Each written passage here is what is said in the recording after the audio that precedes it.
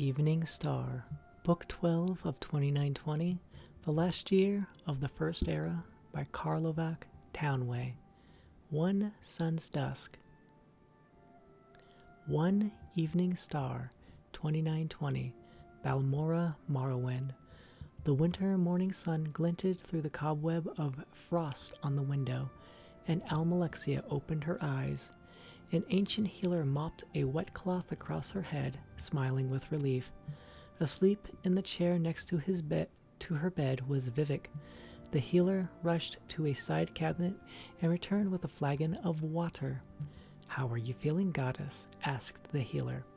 "Like I've been asleep for a very long time," said Almalexia. "So you have. 15 days, said the healer, and touched Vivek's arm. "Master, wake up. She speaks." Vivek rose with a start, and seeing Almalexia alive and awake, his face broke into a wide grin. He kissed her forehead and took her hand. At last, there was warmth again in her flesh. Almalexia's peaceful repose suddenly snapped. "Sothasil." "He's alive and well," replied Vivek, "working on one of his machines again somewhere. He would have stayed here too, but he realized he could do you more good working that peculiar sorcery of his." The Castellan appeared in the doorway. "Sorry to interrupt you, master, but I wanted to tell you that your fastest messenger left late last night for the Imperial City." "Messenger?" asked Almalexia. "Vivek, what has happened?"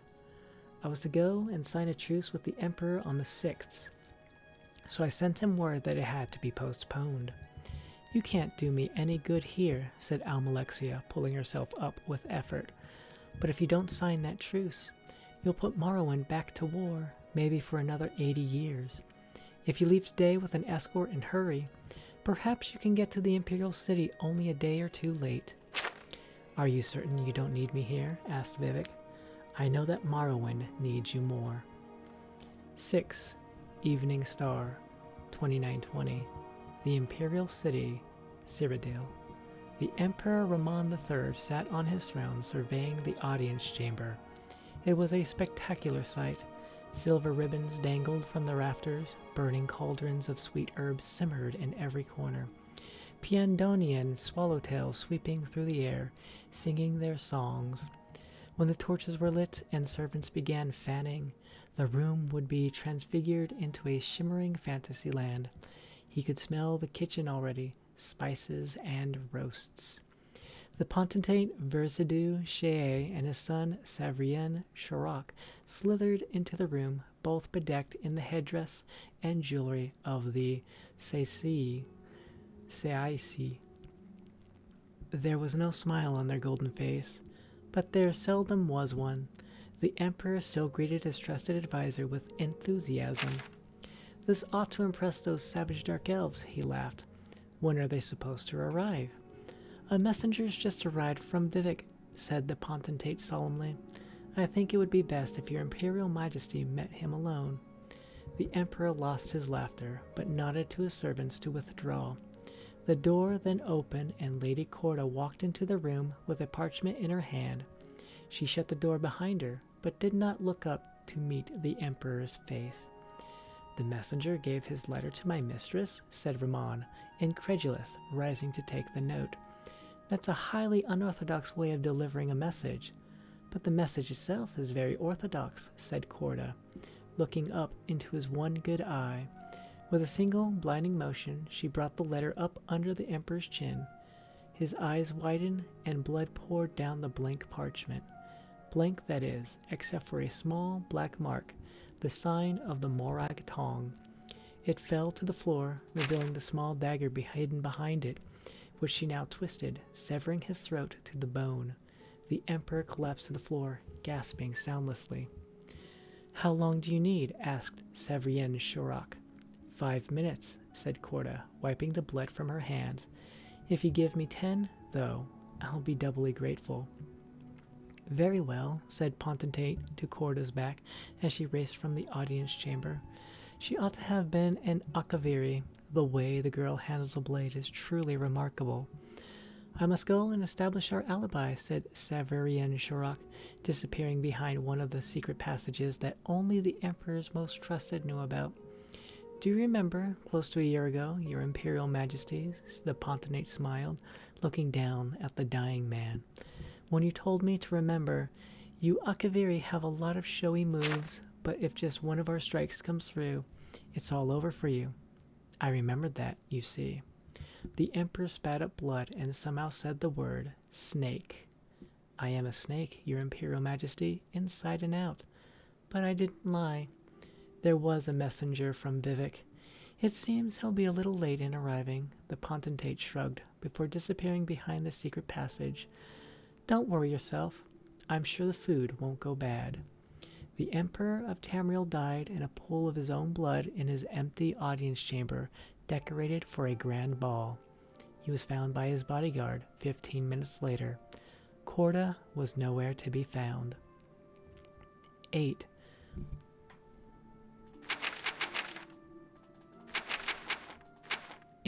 Evening Star, 2920.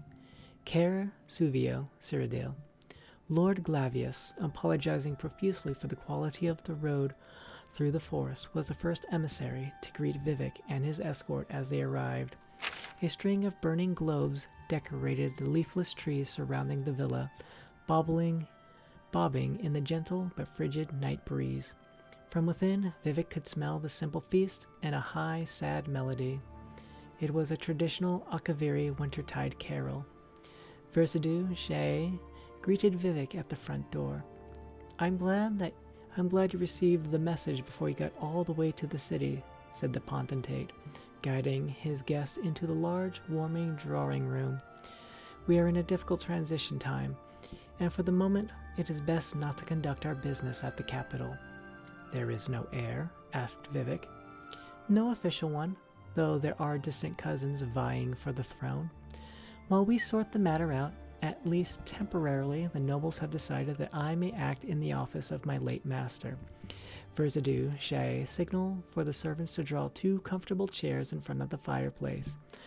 Would you feel most comfortable if we signed the treaty officially right now, or would you like to eat something first? You intend to honor the Emperor's treaty?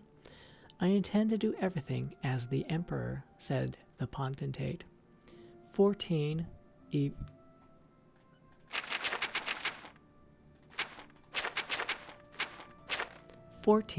Evening Star, 2920. Tel Arun, Morrowind. Corda, dusty from the road, flew into the Night Mother's arms. For a moment they stayed locked together, the Night Mother stroking her daughter's hair, kissing her forehead. Finally, she reached into her sleeve and handed Corda a letter. What is it? Asked Corda. A letter from the Potentate expressing his delight at your expertise, replied the Night Mother. He's promised to send us payment, but I've already sent him back a reply. The late Empress paid us enough for her husband's death. Mephala would not have us be greedy beyond our needs. You should not be paid twice for the same murder. So it is written.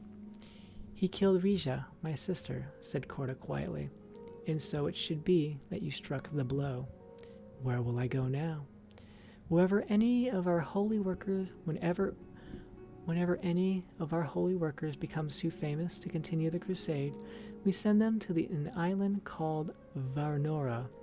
It's not more than a month's voyage by boat, and have arranged for a delightful estate for your sanctuary. The Night Mother kissed the girl's tears. You meet many friends there, and I know you will find peace and happiness at last, my child. 19 Evening Star, 2920. Mournhold, Morrowind. Almalexia surveyed the rebuilding of the town. The spirit of the citizens was truly inspirational, she thought, as she walked among the skeletons of new buildings standing in the blackened, shattered remains of the old. Even the plant life showed a remarkable resilience. There was life yet in the blasted remains of the comberry and rubrush shrubs that once lined the main avenue. She could feel the pulse. Come springtime, green would blot through the black.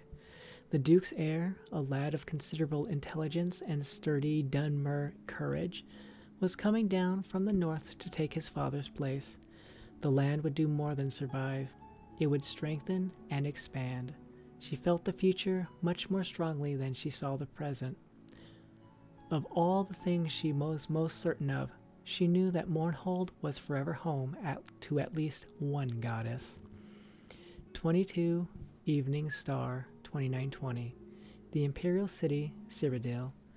The Cyrodiil line is dead, announced the potentate to the crowd gathered beneath the speaker's balcony of the Imperial Palace. But the Empire lives. The distant relatives of our beloved Emperor have been judged unworthy of the throne by the trusted nobility who advised His Imperial Majesty throughout his long and illustrious reign. It has been decided that as an impartial and faithful friend of Ramon III, I will have the responsibility of continuing on in his name.